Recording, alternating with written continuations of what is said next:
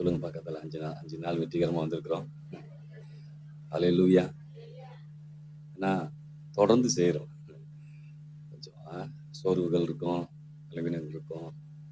வீட்டிலாம் வேலை செய்கிறோம், வெளியில் போய் வேலை செய்கிறோம்.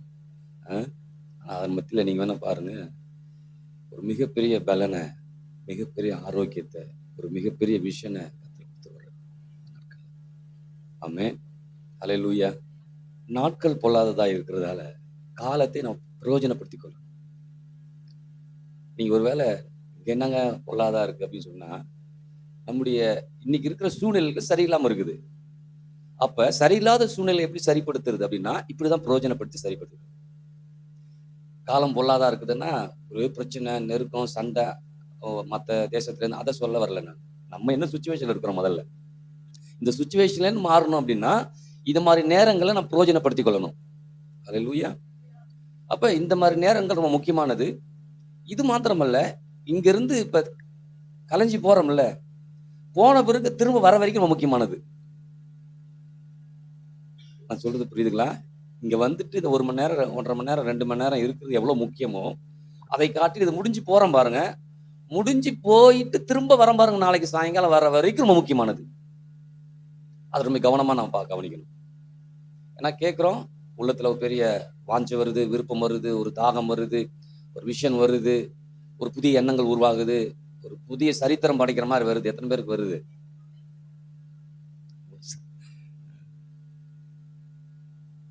அப்போ அதெல்லாம் வருதுன்னா தொடர்ந்து அதில் பயணம் பண்ண ஆரம்பிச்சு. இங்கே வீட்டில் போய் எத்தனை பேர் எடுத்து பைபிளை வாசிச்சு, எடுத்து முடிச்சு, இதை படிச்சு, அதை படிச்சு, இதை யோசிச்சு பார்த்துருக்குறோம்? கொஞ்சம் பாருங்க, அப்போதான் வேலை செய்யும். அல்லேலூயா. நீங்க கலைஞ்சி போறீங்க, போனிட்டு திரும்ப வர்றது வரைக்கும் திரும்ப என்ன எப்படி இருக்கலாம், எப்படி பண்ணலாம்னு நீங்க அதுக்குரிய காரியத்தை செய்யும். பைபிள்ல சொல்லுது இல்ல, இருதயங்களை கிழித்து அப்படின்னு. இருதயங்களை கிழித்து. ஏன்னா அப்பெல்லாம் ஏதாவது ஒரு பிரச்சனை, அது ராஜாவா இருக்கலாம், ஒரு பெரிய மனுஷன், ஏதாவது பிரச்சனை உடனே சட்டையை கீச்சிட்டு போய் ரெட்டு எடுத்து சாம்பல உட்காந்துருவான். இது அப்படியே வந்தா தான் ஆண்டவர் டென்ஷன் ஆயிட்டாரு. எப்ப பார்த்தாலும் சட்டையை கீச்சிட்டு கிடக்காதீங்கடா, கொஞ்சம் இருதயத்தை கிழிங்க, உங்க எண்ணங்களை மாத்துங்க, சிந்தைகளை மாத்துங்க. இன்னைக்கு உங்களை பார்த்து கத்துற அப்படிதான் சொல்றாரு. ஒரு வெறித்தனம் வரணும் நமக்குள்ளார ஒரு பெரிய. ஏன்னா நம்முடைய தேவன் யாருன்னு தெரியுது. நான் சொல்லிருக்கேன்ல, உங்களையும் என்னையும் தேவன் இணைச்சிருக்கிறார். அந்த தேவன் ஏன் இணைச்சாரு? தேவனுடைய திட்டத்தை நிறைவேற்றுவதற்காக இணைச்சிருக்கிறார். நம்ம திட்டம் அல்ல, தேவனுடைய திட்டம். அப்ப தேவனுடைய திட்டம் வரும்போது, அந்த திட்டத்துக்கு நேராய் நம்ம கடந்து போகும்போது, அந்த திட்டத்துக்காக நாம் தயாராக வேண்டியது அவசியம் என்ன பண்ணுது இருக்குது. சும்மா திட்டம் நினைச்சுக்கிட்டு அப்படியே காலை எழுந்தவொடனே சாம்பார் வச்சேன், தக்காளி வச்சேன், சாம்பார் வச்சேன்னு சொல்லிட்டே இல்லை. அதன் மத்தியில வார்த்தை எப்படி பிடிச்சுக்கிட்டோம், அதுக்காக என்ன பயணம் பண்றோம், அதை குறித்து என்ன யோசிச்சோம், அது ரொம்ப முக்கியமானது. சமைக்காம கிடையாது அப்படின்னா ஒரு பெரிய திட்டத்துக்கு அதை அழைச்சிருக்கிறாரு. அதை நம்ம மூலமா நிறைவேற்றி கொண்டு இருக்கிறாரு. நிறைவேற்றி கொண்டு இருக்கிறதால ஏனோ தானோ நம்ம இருந்தோம்னா அந்த திட்டம் ஃபெயிலியர் ஆயிடும்.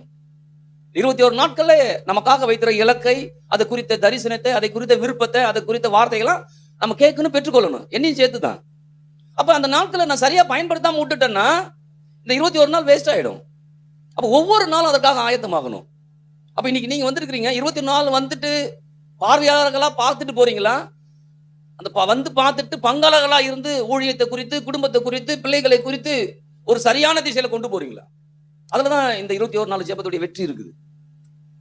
கேட்கும்போது உணர்ச்சி வசப்படுறது இல்லை, கேட்கும்போது அங்கலாய்க்கிறது இல்லை, இல்லையா? நம்முடைய சுவிசேஷகர் பில்லி கிரஹாம் கிறிஸ்துவ பின்னணியில் இருந்தவர். கிறிஸ்துவ பின்னணியில் இருந்த பில்லி கிரஹாம் ரட்சிப்புக்குள்ளார வர வரைக்கும் அவருடைய வாழ்க்கை ஏனோ தோணுன்னு போயிட்டு இருந்துச்சு. எதை குறித்து அவருக்கு ஒரு பெருசா தெரியல. ஆனா என்னைக்கு ரட்சிக்கப்பட்டாரோ, அந்த ரட்சிக்கப்பட்டதுல இருந்து, அன்னையில இருந்து இந்த வேதத்தை அவரால் எடுக்காம இருக்க முடியல, எடுத்தா வாசிக்காம இருக்க முடியல. எப்ப பார்த்தாலும் அதான் என்ன பண்றாரு. அப்ப அந்த ரட்சிப்பு என்பது அதுதான். ரட்சிக்கப்பட்டிருக்குன்னா ஒரு தேடல் நமக்குள்ளார வரணும்.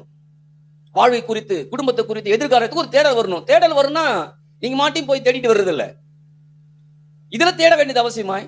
அன்னைக்கு அவர் அந்த பில்லி கிரஹாம் அன்னைக்கு வேதத்தை தேடி, அதை அலசி ஆராய்ஞ்சி, அந்த சத்தியத்துல நடந்து, சத்தியத்தை போதிச்சு, அன்னைக்கு செய்த அந்த அமெரிக்கா தேசத்துடைய ஃபவுண்டேஷன் தான் இன்னை வரைக்கும் நின்றுகிட்டு இருக்கு. அந்த ஃபவுண்டேஷன் சிதைக்கப்படும் போது திரும்ப திரும்ப அதை தான் பின்பற்ற ஆரம்பிக்கிறாங்க. அப்ப இன்னைக்கு நம்முடைய குடும்பங்கள் நல்ல ஃபவுண்டேஷன் போடணும். ஃபவுண்டேஷன் போட்டு கட்டி என்ன பண்ணும், எழுப்பணும். அப்படி எழுப்பப்படக்கூடியவர்கள் எல்லாமே எழும்பி பிரகாசிக்க முடியும். அல்லேலூயா. எசேயா சொல்றாரு, எழும்பி பிரகாசி, உன் ஒளி வந்தது, கர்த்தருடைய மகிமை உன்மேல் உதித்தது. ஒவ்வொருத்து மேலும் கர்த்தருடைய மகிமை உதிச்சிருக்கு. நம்ம எழும்புறோமா? அதற்குரிய காரியத்துல முன்னேறோமா?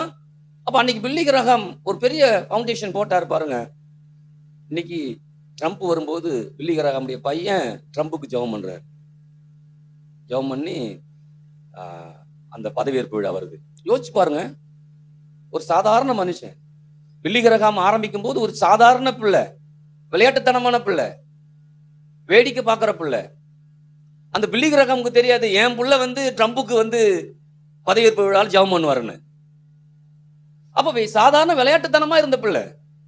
அவருடைய டெஸ்டிமனி உங்களுக்கு நல்லா தெரியும். பில்லி கிரஹாம் எப்படி ரட்சிக்கப்பட்டாரு? இந்த மாதிரி 5 நாள் கூட்டங்கள், 5 நாள் கூட்டங்களுக்கு அவங்க தாய் அவங்க அழைக்கிறாங்க. தாயை அழைக்கும் போது 5 நாள் கூட்டத்துக்கு அவர் வரல.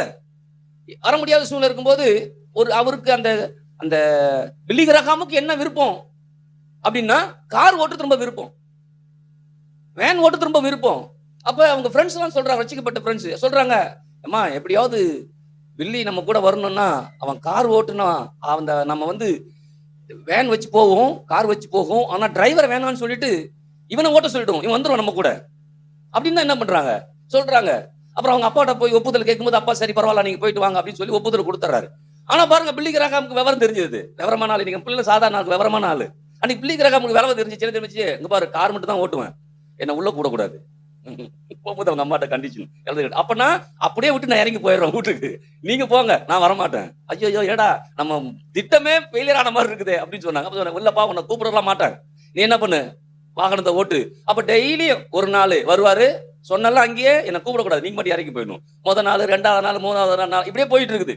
யோசிச்சு பாருங்க, 5வது நாள் வருது, கடைசி நாள் வருது. கடைசி நாள் வரும்போது எல்லாம் உங்க சப்புன்னு ஆகி போச்சு. என்ன சொல்லி சொல்லி பார்த்தா வரல, விட்டுட்டு அவங்க மட்டும் உள்ள போயிட்டாங்க.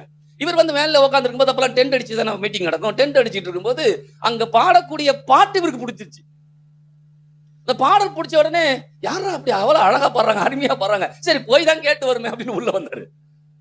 அப்படி நின்னவரு அந்த டென்ட்டை துருக்கிட்டு பாக்குற யார பாடுறாருன்னு பார்க்கும்போது பின்னாடி ஒரு சேர் இருக்குது. சரி நின்னுட்டு பாக்குறது, உட்காந்து பார்க்கலாம். அப்ப உட்காந்து பாக்குறாரு பாருங்க. உட்காந்து பார்த்த உடனே அந்த பாட்டு பாடிட்டு ஆண்ட வார்த்தையை கொடுக்கும் போது, இந்த இயேசு பத்தி சொல்லும் போது, இயேசு பத்தி பேசும்போது இவருக்கு தோணுதான், எனக்காகவே பேசுறாங்க, என்ன பத்தி தான் பேசிட்டு இருக்காங்க, என்ன தீர்வு அப்படின்னு வரும்போது அந்த தீர்வை சொல்றான். தீர்வு இயேசு தான் தீர்வு. யாரெல்லாம் இயேசு ஒப்பு கொடுக்குறீங்க வாங்க அப்படின்னு காலிங் கொடுக்குறாங்க. காலிங் கொடுத்தோன்னே இவர் ஓடுறாராம், ஏந்திரம் ஓடினாராம். அந்த இயேசு வேற யாரும் வாங்குறதுக்கு நான் வாங்கின்னு ஓடினாராம். அப்ப இவர் ஓடி போய் நின்னு கதறி தன்னை ஒப்பு கொடுத்தாரு பாருங்க.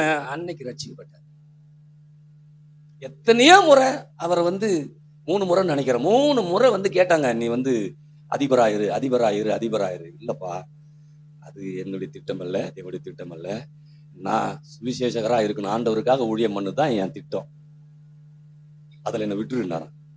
என்னெல்லாம் கூப்பிட்டு தான் நான் 3 முறையும் போயிருப்பேன். நான் இன்னைக்கு நீங்க சும்மா கடந்து போவர்களா வர வேணாம், உள்ளங்களை கிழித்து கொண்டு, எண்ணங்களை மாற்றிக்கொண்டு, சிந்தைகளை மாற்றிக்கொண்டு, வார்த்தைகளை மாற்றிக்கொண்டு நான் எப்படி முன்னேறணும்.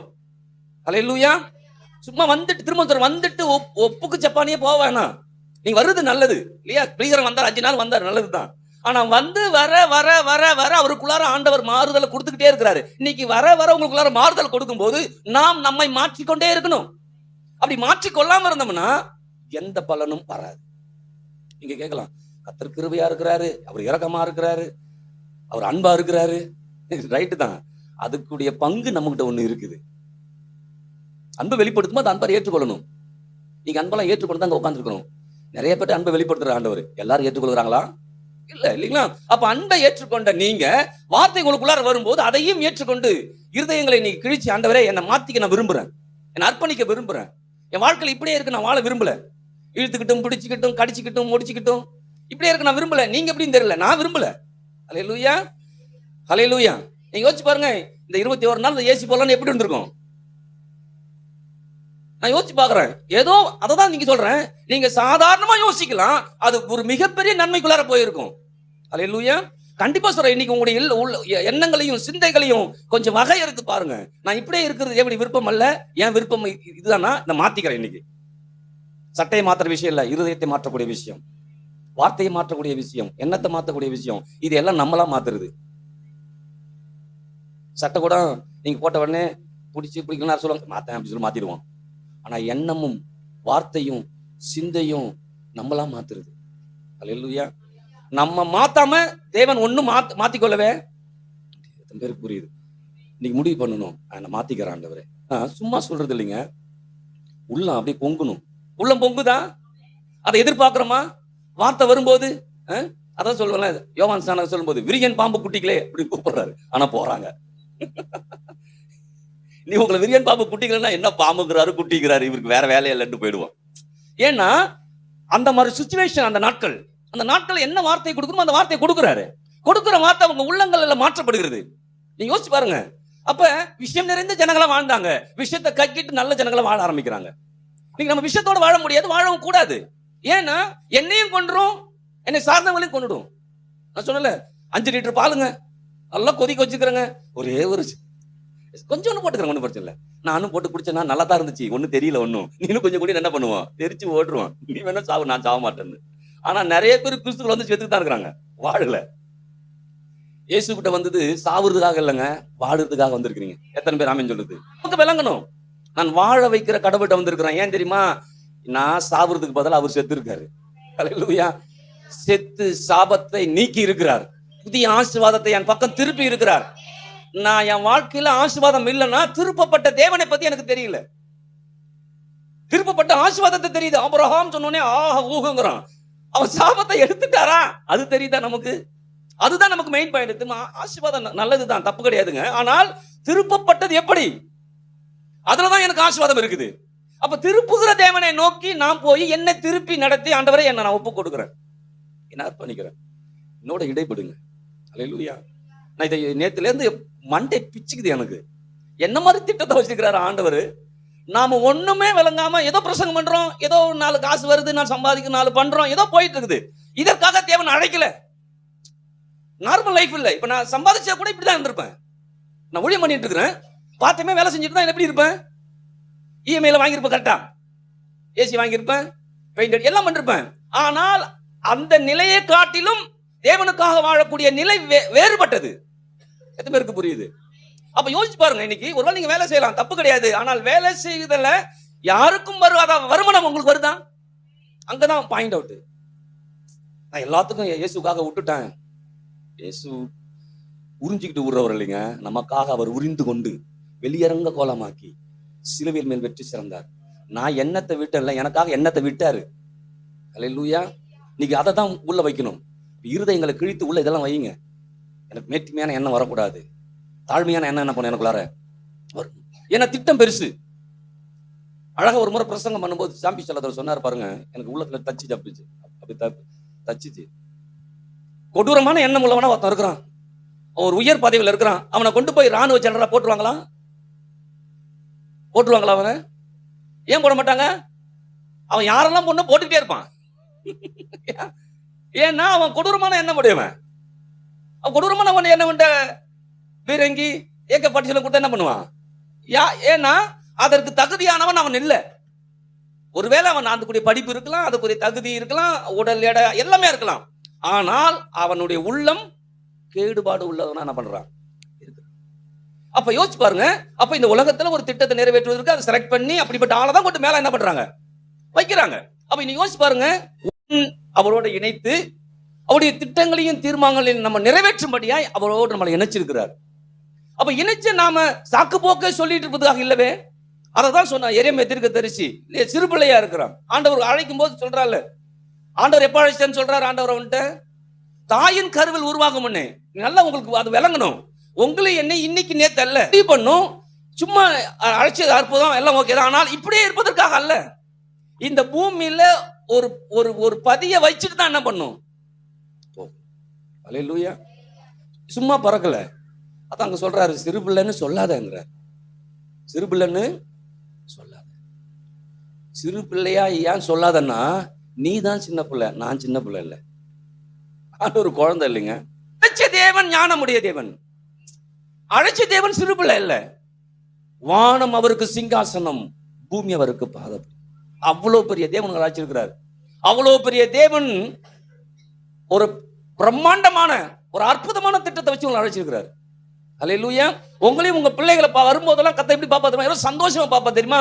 ஓ, இந்த பிள்ளை மூலமா ஒரு திட்டம், இந்த பிள்ளை மூலம் ஒரு திட்டம், இந்த பிள்ளை ஒரு திட்டம், இந்த பிள்ளை ஒரு நோக்கம் வச்சுக்கிறேன், இந்த பூமி முழுக்க ஒரு திட்டங்களா நிறைச்சு வச்சுக்கிறேன். ஒவ்வொருத்தரும் திட்டம் என்ன பண்ண போறாங்க? ஆமென்.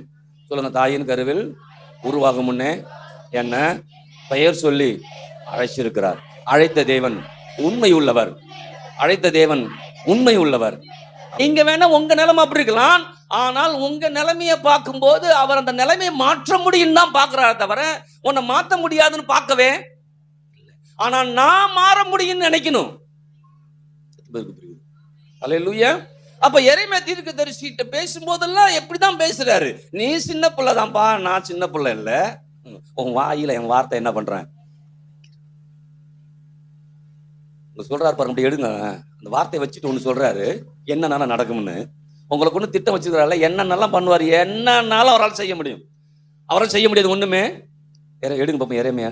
நீ அவர்களுக்கு பயப்பட வேண்டாம், உன்னை காக்கும்படிக்கு நான் உன்னுடனே இருக்கிறேன் என்று கர்த்தர் சொல்லி, கர்த்தர் தம் கரத்தை நீட்டி வாயை தொட்டு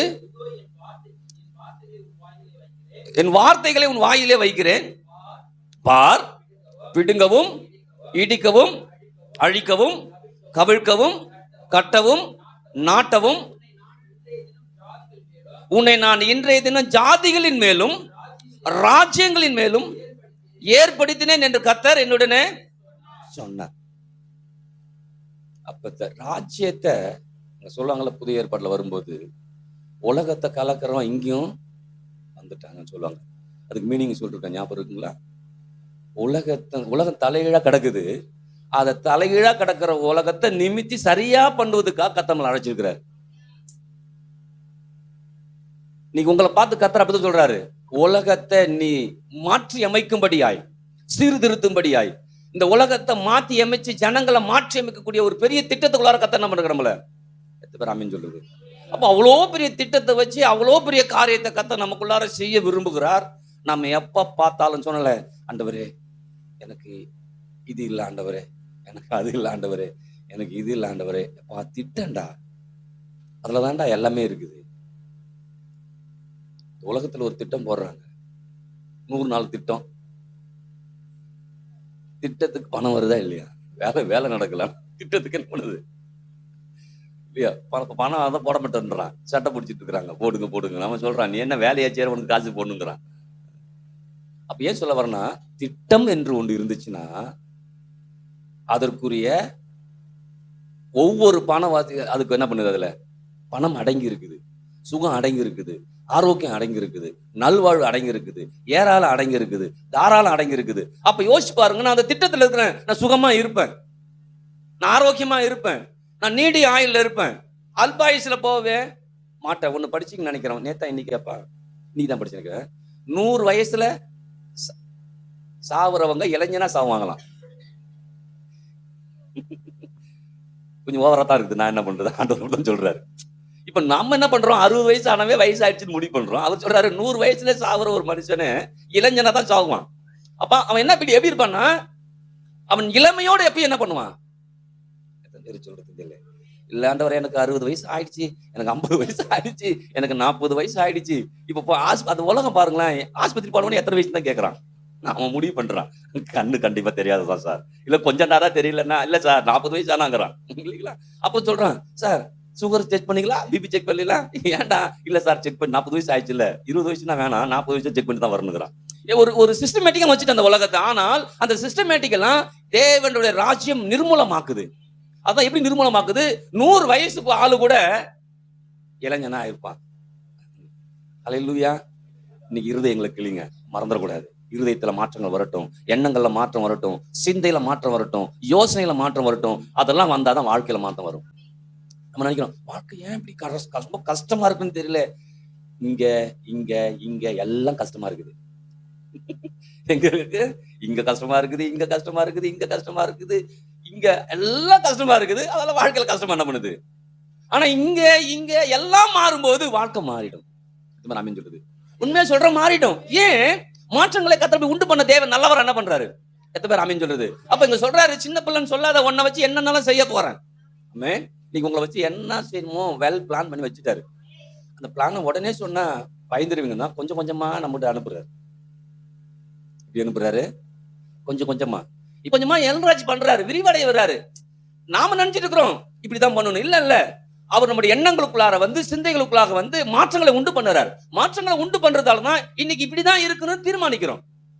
சபை இப்படிதான் இருக்குன்னு இந்த பக்கம் தான் உட்காரணும் இருக்குதானே, நம்ம தான் தீர்மானிக்க இப்படி உட்காரணும். ஏன்னா அதான் ஒழுங்கு இருக்கும். இங்க 2 பேரு, இங்க 2 பேரு கீழே. யோசிச்சு பாருங்க. அப்ப தேவன் எப்படி இப்படிலாம் இருக்குன்னு ஒரு பெரிய ஒழுங்குமுறைகளை வச்சிருப்பாரு. அதெல்லாம் நம்மகிட்ட என்ன பண்றாரு, கொஞ்சம் கொஞ்சமா கொஞ்சம் கொஞ்சமா கொஞ்சம் கொஞ்சமா சொல்றாரு. அதான் இன்னைக்கு நீங்க யோசிச்சு பார்த்தீங்கன்னா தெரியும், ரட்சிக்கப்பட்ட இருக்கும் போது நாம் யோசிச்சது வேறையா இருக்கும், இப்ப யோசிக்கிறது வேறையா இருக்கும். ஏன்னா திட்டம் நம்மளை மாத்தி கொண்டு வந்துட்டே இருக்குது. திரும்ப சொல்றாரு, தேவனுடைய திட்டம் பெருசு, அவர் சைஸ்ல இருக்குது. அல்லேலூயா.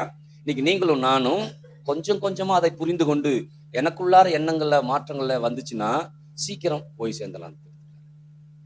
ஒரு இன்ஜினியர் பிளான் போடுற வரைக்கும் தான் பிரச்சனை. பிளான் போட்டோன்னா என்ன பண்ணும் வேலை, ஆமா தானே.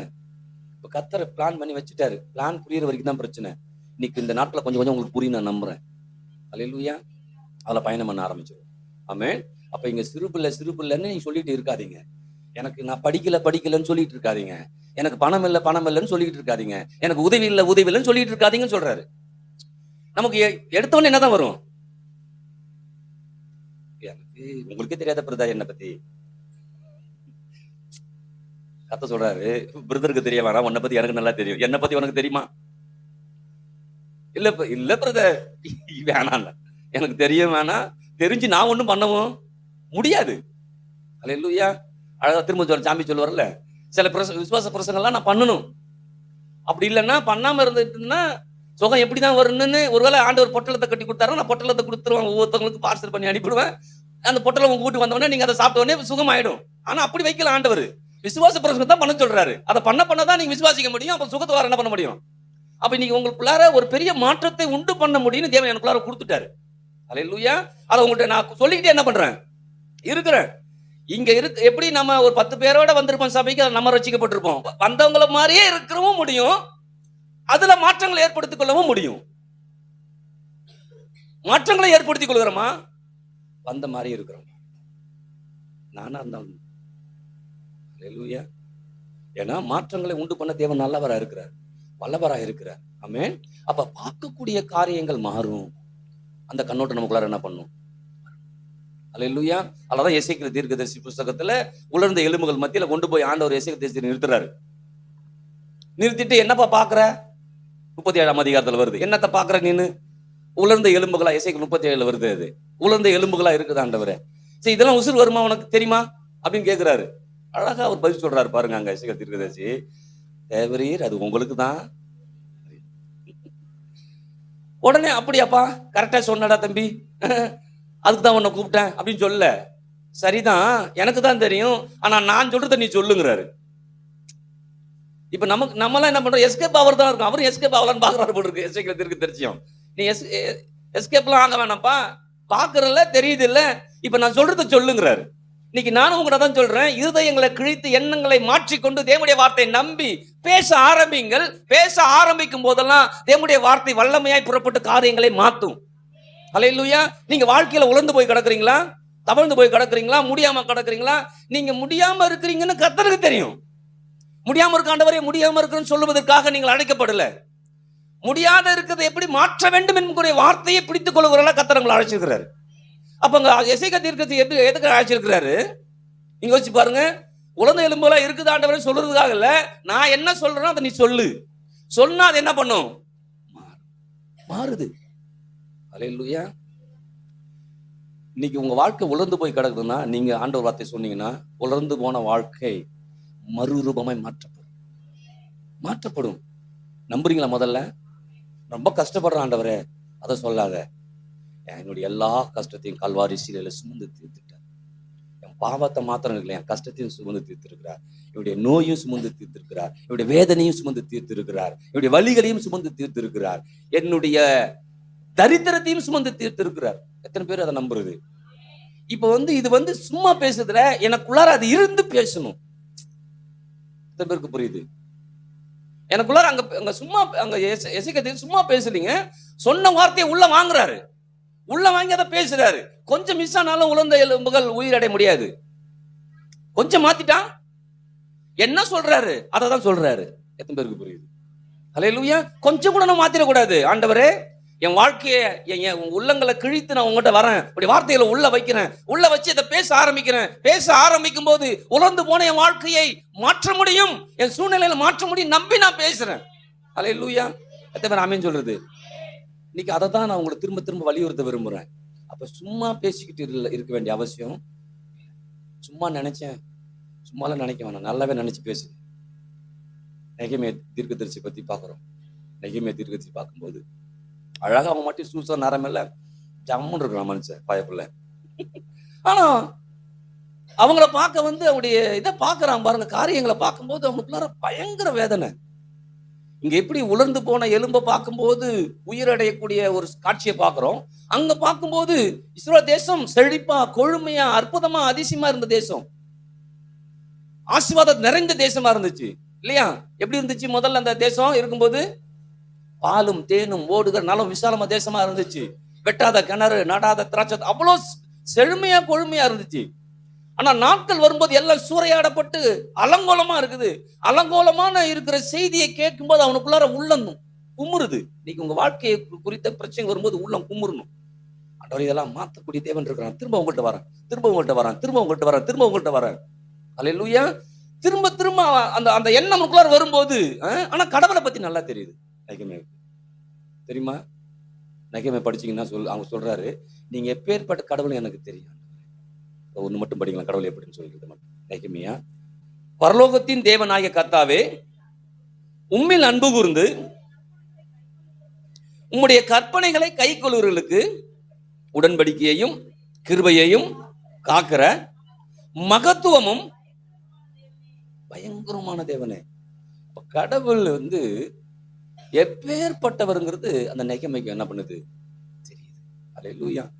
அப்ப கடவுள் இவ்வளோ பயங்கரமான தேவன், ஆனா சூழ்நிலை மோசமா இருக்குது. ஆனா அந்த சூழ்நிலை மாற்றுவதற்காக நெகேமியாவை தேவன் உருவாக்கி இருக்கிறார், திட்டத்தை வச்சிருக்கிறாருங்கிறது அவனுக்கு விளங்க ஆரம்பிக்குது. எத்தனை பேருக்கு புரியுது? கொஞ்சம் என்ன கவனிங்க. அப்ப இன்னைக்கு நாம முடிவு பண்ண, இன்னைக்கு என்னுடைய பிரச்சனைகள் தெரியும், என் கஷ்டம் தெரியும், என் தேவைகள் தெரியும், எல்லாமே கர்த்தருக்கு A to Z தெரியும். எத்தனை அதை நம்புறது முதல்ல. ஆனா அதை மாத்துறது தான் பேசிட்டு இருக்கிறாரு. அல்லேலூயா. இப்ப அந்த தேசம் பாழா கிடந்து கர்த்தருக்கு தெரியாதா? தெரியும். ஆனா அதற்கு ஒரு ஆளை என்ன பண்றாரு கர்த்தர்? எழுப்புறாரு. எழுப்பும் போது அந்த ஆளுக்குள்ளார அந்த தேசத்தை குறித்த எல்லா எண்ணமும் தெரியுது. அதே சமயத்துல தேவன் எப்படிப்பட்டவரும் தெரியுது. அப்ப இப்படிப்பட்ட தேவன் தன்னுடைய தேசத்தை மாற்றுவாருங்கிற எண்ணங்கள் இவருக்குள்ளார வர ஆரம்பிக்குது. எத்தனை பேருக்கு புரியுது? அல்லேலூயா.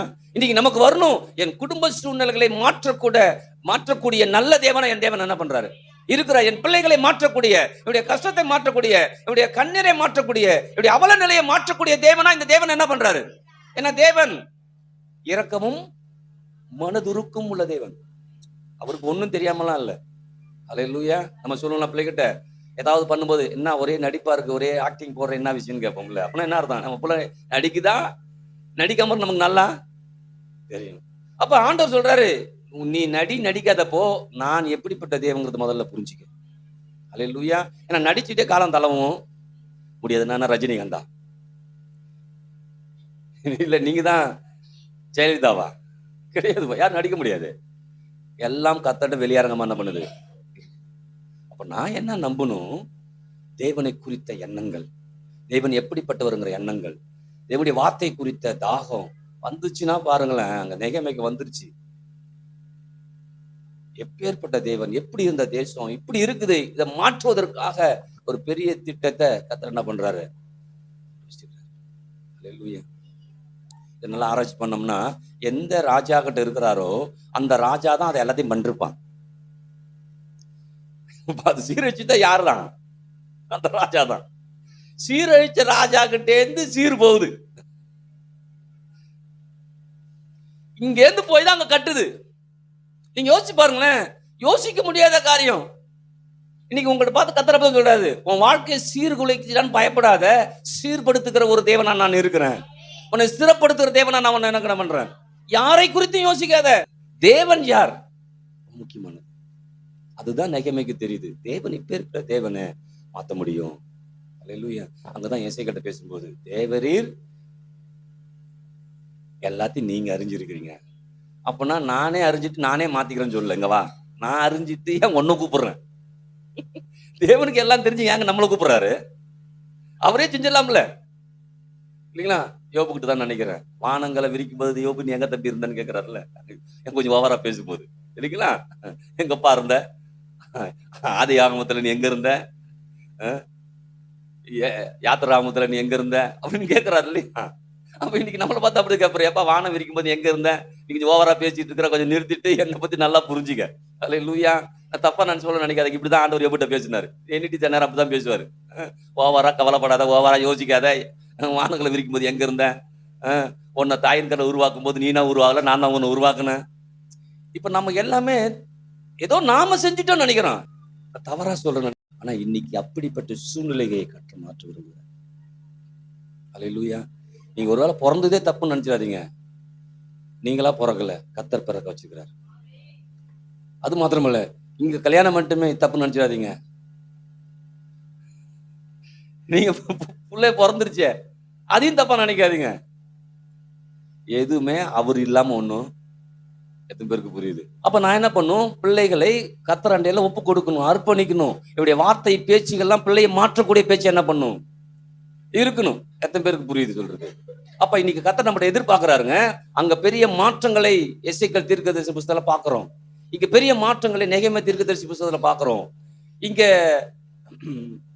எரேமியா தீர்க்கதரிசி புத்தகத்துல மாற்றங்களை பாக்குறோம். வெறும் மாற்றங்களை வந்ததுக்கு காரணம் என்னன்னா, அதற்கு பின்பாக வார்த்தை இருக்கும். வார்த்தை ஒரு பெரிய மாற்றத்தை கொடுத்திருக்கும். மாற்றங்களை கொடுத்த பிறகு மாற்றங்களை அந்த மாற்றத்தை அவங்களே அனுபவிச்சிருப்பாங்க. எத்தனை பேருக்கு புரியுது? அந்த மாற்றங்கள் வருகிறது. மாற்றம் வந்த பிறகு அந்த மாற்றத்துடைய ஆசீர்வாதத்தை நானே அனுபவிப்பேன். புரியுதுங்களா? இப்ப சொன்னா உங்களுக்கு புரியும் பாருங்க. இன்னைக்கு பிள்ளையால தொல்லையை நான் தான் அனுபவிக்கிறேன். ஆனா பிள்ளைக்கு மாற்றம் வந்த பிறகு அந்த பிள்ளையுடைய சந்தோஷத்தை சமாதானத்தை நான் தான் அனுபவிப்பேன். எத்தனை பேருக்கு புரியுது? கர்த்தர் அப்படிதான் உங்களை பேசுறாரு. நீ இதெல்லாம் மாற்றக்கூடிய வார்த்தைகள் ஒன்று இருந்துச்சுன்னா மாற்றங்கள் உண்டாகும். பிள்ளைகள் ரட்சிக்கப்படணும், குடும்பம் ரட்சிக்கப்படணும். என்ன ஜெபம் பண்றது ஆண்டவரே? நானும் என் வீட்டாரும் என்றால் எத்தனை முறை சொல்லிருக்கிறோம்? இவர் சொல்ற மாதிரி நினைக்கும் போதெல்லாம் தேவனே உங்களுக்கு நன்றி சொல்றதுன்னு சொல்ற, அது மாதிரி சொல்றோமா? சொல்றதே இல்லை. என்னைக்காவது இப்ப சொல்ற அன்னைக்கு சொல்லுவோம்.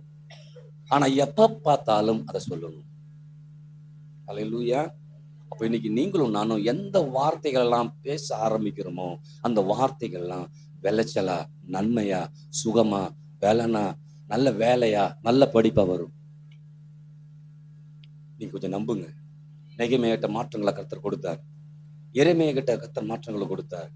எசேக்கியேல் கிட்ட மாற்றங்களை கொடுத்தார். அழகா செஞ்சாங்க. ஏன்னா வார்த்தையை சொல்லக்கூடிய வாயா மாத்திரம் தான் அவங்க இருந்தாங்க. வார்த்தை சொல்லக்கூடிய வாயில வார்த்தை வைக்கிற வச்சவனே பேசுது, வாயில வார்த்தை வைக்கலன்னா பேசல. இப்ப நம்ம வாயில வார்த்தை இருந்தா பேசணும், வார்த்தை வரலன்னா கம்முன்னு என்ன பண்ணணும்? எதே ஒண்ணு பேசக்கூடாது. புரியுதா சொல்றதுங்க? ஆனா எதே ஒண்ணு பேசுனா எதே ஒண்ணு வந்துடும். ஆனா இதை தான் நான் பேசுவேன், இப்படிதான் நான் தீர்மானம் பண்ணிட்டோம்னா சொல்றேன், வார்த்தையின் தேவன் மகிழ்ச்சி அடைவார். அல்லேலூயா. இன்னைக்கு நீங்களும் நானும் அப்படிப்பட்ட பாதையில செல்லும் போது கொஞ்சம் கொஞ்சமா திட்டங்கள் நிறைவேற ஆரம்பிக்கும். உங்களை எல்லாரும் சாட்சியா கர்த்தர் வச்சிருவாரு. அல்லேலூயா. உங்களெல்லாம் எடுத்து ஒரு சாட்சி புஸ்தகமே போடலாம். அப்போஸ்தலர் நடவடிக்கைகள் அற்புதங்கள் நடந்து திரும்ப நடக்கத்தெல்லாம் எழுதுறாங்களாம். அதில் நம்ம மாதிரி எழுதி வச்சுக்கணும். இந்த மாதிரி இந்த ஊர்ல இவங்க வாழ்க்கை இப்படி இருந்துச்சு, இவங்களுடைய வாழ்க்கையில இயேசு வந்தார், இயேசு வந்த பிறகு இப்படி ஒரு மாற்றம் என்ன பண்ணுச்சு. அப்படிதான் மாற்ற விரும்புகிறேன். எத்தனை பேர் நீங்க விரும்புறீங்க? இப்போ வார்த்தை என்ன பண்ணும்? பேசணும். சொல்றாரு எரேமியா, இந்த வார்த்தையை நான் தீவிரமா நடப்பிக்க போறேன், இந்த வார்த்தையை நான் தீவிரமா நடப்பிக்க போறேன். அப்ப தீவிரமா நடப்பிக்கனா என்ன? ஆளு கடந்து போறதுக்கு முன்பாக வார்த்தை கடந்து போயிடும். நான் இங்க இருந்து போய் வாங்க பிரதன்னு சொல்றதுக்குள்ளார வாங்க பிரதர் இங்க சொல்லும்போது வார்த்தை என்ன பண்ணுதாங்க? பிரதர்ட்ட போயிட்டு கடந்து. அப்படிதான் சொல்லணும். வார்த்தைகள் பேசும்போது அது கடந்து போய்கிட்டே இருக்கும். எங்க போகணும் அது போய்கிட்டே என்ன பண்ணும்? அதான் அங்க சொல்றாரு நூற்றுக்கு அதிபதி, ஒரு வார்த்தை சொல்லுங்க ஆண்டவரே, இங்க இருந்து என் வேலைக்காரன் சொத்தமாவா, இங்க இருந்து ஆயிரக்கணக்கான மைல் தூரம் சென்று ஒரு சுகத்தை ஏற்படுத்துச்சு, ஒரு பெரிய பாதிப்பை ஏற்படுத்துச்சுங்க. நீங்க உங்களுக்குள்ளார ஒரு பெரிய பாதிப்பை ஏற்படுத்த கர்த்தர் விரும்புறாரு. பாதிப்புன்னா இடிஞ்சு விடுறது இல்ல, கட்டி எழுப்புவது, சீர்படுத்துவது, ஸ்திரப்படுத்துவது, பலப்படுத்துவது, தைரியப்படுத்துவது, எதை பார்த்தாலும் பயப்படாம நிற்பதற்குரிய தைரியத்தை கர்த்தர் கொடுக்கிறாரு. அல்லேலூயா. ஆமா, அதுதான் சொல்றாரு, காண்டாமிருகத்துக்கு குத்த பலன். பலன் எங்க போய் வைக்கிறாரு? காண்டாமிருகத்துக்கு குத்த பலனை கர்த்தர் கொடுக்கிறார். யாருக்கு? அப்ப நல்ல வேலை, காண்டாமிருகத்துக்கு கொடுக்கிறாரு அப்படின்னு சொல்லக்கூடாது. காண்டாமிருகத்துக்கு கொத்த பலனை நமக்கு கொடுக்கிறார். அல்லேலூயா. அப்ப எது நம்மளை நெருங்கவே? அல்லேலூயா. அதான் அந்த சிங்கம் மானுக்கெல்லாம் வேட்டையாடும், காண்டாமிருகத்தை நம்மளை வேட்டையாடவே. ஏன்னா மானு ஓடிக்கிட்டே இருக்கும், அதான் அதுக்கு தெரியும், வேற ஒண்ணும் தெரியாது. இது அப்படி கிடையாது, தான் முடிஞ்சிச்சு சொல்லி. அப்ப யோசிச்சு பாருங்க, அப்பேற்பட்ட வரைக்கும் பயந்து ஓடுனீங்கன்னா கொஞ்சம் நில்லுங்க. அல்லேலூயா. கர்த்தர் கொடுத்த பலன், கர்த்தர் கொடுத்த ஞானம், கர்த்தர் கொடுத்த வார்த்தையில நின்னுட்டீங்கன்னா எல்லாம் என்ன பண்ணும்? பயந்து ஓடும். இது வரைக்கும் நீங்க பயந்த காரியங்கள் மாறி அநேக காரியங்கள் உங்க சாதகமா என்ன பண்ண வந்துகிட்டே. ஆமென். எத்தனை பேர் ஆமென் சொல்றது? அப்ப எசேக்கியா தீர்க்கதரிசி பேச பேச பேச பேச என்ன பண்ணுது? அந்த உலர்ந்த எலும்புகள் உயிரடையுது. நீங்க வீட்டுல போய் படிச்சு பாருங்க 37ஆம் அதிகாரத்தை எசேக்கியால. அப்படிதான் உங்க வாழ்க்கை மாறப்போகுது. நீங்க என்ன வார்த்தைகள்லாம் பேசுறீங்களோ அது மாதிரி மாறிக்கிட்டே என்ன பண்ணும்? நரம்பு போகுது, சதை போகுது, ரத்த நாளங்கள் போய் கடக்கிற ஒவ்வொரு எலும்பும் அப்பவே ஆண்டவரு பண்ணிட்டாரு. எப்படி பண்ணாரு? வார்த்தையை கொண்டு. மீன் அதுக்கு வரணும். வார்த்தையை கொண்டு என்ன பண்ணாரு? அன்னைக்கே பேசி கடந்த எலும்பு தானா போய் ஒட்டுது. என்ன பண்ணுது? அப்ப யோசிச்சு பாருங்க, உங்க வாழ்க்கை மாறுமா? மாறும், தானா மாறும். தானா மாறுறதுக்கு என்ன பண்றது? பார்த்துக்கிட்டே தானா மாறுமா? அந்த எலும்பு மாறுமா? என் குடும்பம் மாறுமா? என் பிள்ளை மாறுமா? இது மாறுமா? அது மாறுமா அப்படின்னு பாக்குறது இல்ல.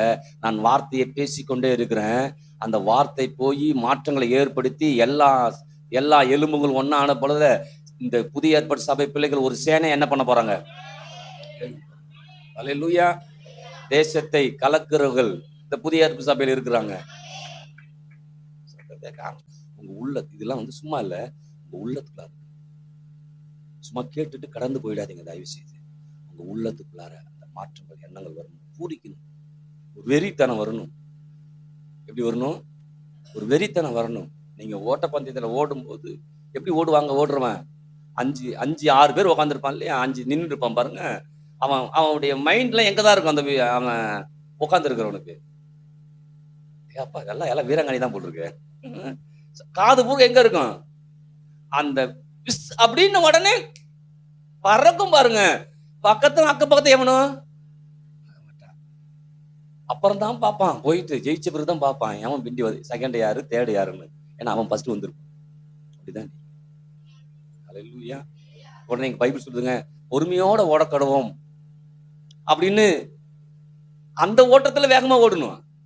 பொறுமையா ஓடுற ஓட்டத்துல பொறுமையா ஓடணும். புரியுதா சொல்றது? 500 மீட்டர் ஓட்டத்துல பொறுமையா ஓடக்கூடாது. 2000 கிலோமீட்டர் ஓட்டத்துல பொறுமையா ஓடணும். புரியுதா தெரியல? அப்ப அந்த வேகம் நம்முடைய எப்பயும் என்ன பண்ணும்? இருக்கணும். எஸ்தர் சொல்றாங்களே, முத்தக சொல்றாங்களே எஸ்தர்ட்ட, இந்த காலத்துல மௌனமாய் இருக்காத. அப்படின்னா என்ன அர்த்தம்? உம்முனா முஞ்சா உட்காந்து சோத்தை தின்னுட்டு படுத்து கிடக்காத, யாரையாவது குறை சொல்லிட்டு கிடக்காத, என்னை வளர்த்து தப்பு, என்னை இருக்க வச்சு தப்பு, என்னை இங்க விட்டு தப்பு, நான் இப்படி கிடக்கிறேன்னு சொல்லிட்டு கிடக்காத. வாய மூடி கிடக்காத. வார்த்தையை என்ன பண்ணி கொஞ்சம் போய் நீ இன்னைக்கு நம்ம வார்த்தைகளை, தேவனுடைய வார்த்தைகளை பேசுவதற்கு பழகணும். மற்றவர்களை பற்றி பேசுவதை தவிர்த்து விடணும். புரியுதா? ஏன்னா அது பாதிப்பை ஏற்படுத்தும். இது வாழ்க்கையுடைய மேன்மையை ஏற்படுத்தும். அல்லேலூயா. அப்ப மௌனமா இருந்துகிட்டு சொன்னாங்களே சிஸ்டர், மௌனமா நான் படிக்க என்ன பண்றப்பா? பைபிள் படிச்சுட்டு தான் இருக்கிறேன், சும்மா இருக்கேன் சொல்லக்கூடாது. நீங்க படிக்கிறது தானா என்ன பண்ணும்? அல்லேலூயா. உலகம் எப்படி உண்டாக்கப்பட்டது? எப்படி உண்டாச்சு?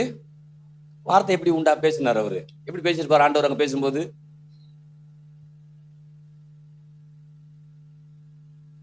வெளிச்சம் உண்டாக்க கிடக்கு அப்படின்னு சுச்சுவேஷன் மோசமா இருக்குதுங்க. மோசமா இருக்கும்போது இப்படி பேசியிருப்பாரு நினைக்கிறேன். நான் நினைப்பேன் அவர் பார்த்தாவே போதும் மாறிடும். ஆனா பேசுறாரு. ஆண்டவர் பார்த்தாவே போதும். ஆனா பேசுறாரு. ஏன்னா நம்ம பேசணும் விரும்புறாரு. நீனும் பார்த்துக்கிட்டே உட்காந்துருக்காத, மாறுன்னு கொஞ்சம் பேசு, நல்ல வார்த்தைகளை பேசு, மாறும். அல்லேலூயா. ஆனா சில நேரம் பார்த்துட்டு பேசுற நேரமும் இருக்குது. அது ஒரு வாழ்க்கை வந்துடும். அப்ப இப்ப ஒண்ணுமே இல்லை, பார்த்துட்டே இருக்காத, பேசிக்கிட்டே இரு. அல்லேலூயா. இல்லைங்களா? ஆமா தானே? இன்னைக்கு எதுவுமே இல்லைனாலும் வார்த்தைகளை பேச ஆரம்பிங்க. ஆவியானவர் பலத்த காரியத்தை செய்வார். திட்டம் பெருசு. சொல்லுங்க, திட்டம் பெருசு, திட்டம் பெருசு, திட்டம் பெருசு. தேவன் பெரிய திட்டத்தை கொண்டு என்னை அழைத்திருக்கிறார். அழைத்த அழைப்பும்படியாய் நடத்த என் தேவன் நல்லவராய் இருக்கிறார். ஆமென். நீங்களா சாட்சிகள். அல்லேலூயா. இத்தனை திரளான சாட்சிகள் நம்மை சூழ்ந்து கொண்டிருக்கிற பாவமான யாவற்றையும் நம்மை சுற்றி நெருங்கி இருக்கிற பாவத்தையும் தள்ளிவிட்டு விசுவாசத்தை துவக்குகிறவரும் முடிக்கிறோமாக இயேசுவை நோக்கி நம்ம போயிட்டோம்னா வெற்றி. அல்லேலூயா. இயேசுவை நோக்கி போகாம இருக்கிறது தான் பிரச்சனை. அதுல போயிட்டோம்னா வெற்றி. எத்தனை பேர் ஆமென் சொல்றது? அல்லேலூயா. அதான் ஒரு சில சாட்சிகளை சொன்னால சாட்சிகள்லாம் கேட்கும்போது எனக்குள்ளார என்ன அந்த கடவுள் தான் நானும் ஆராதிக்கிறேன். நான் செய்யறதுல ஒரு சாட்சி கர்த்தர் எழுப்புவாரு. அல்லேலூயா. ஆணித்தரமா நம்புறேன். அப்ப இன்னைக்கு நீங்க நம்பணும், என்னை சாட்சியா கர்த்தர் வச்சுக்கிறாரு. நான் என் தெருவுக்கு நான் தான் சாட்சி. உங்க தெருவுக்கு நல்ல வேலை. நீங்க தான் சாட்சி பிரதர் சொல்லிடாதீங்க. இயேசு தான் சாட்சின்னு சொல்லிடாதீங்க. நீங்க தான் சாட்சி. ஆமென். எழுந்திருக்கலாமா?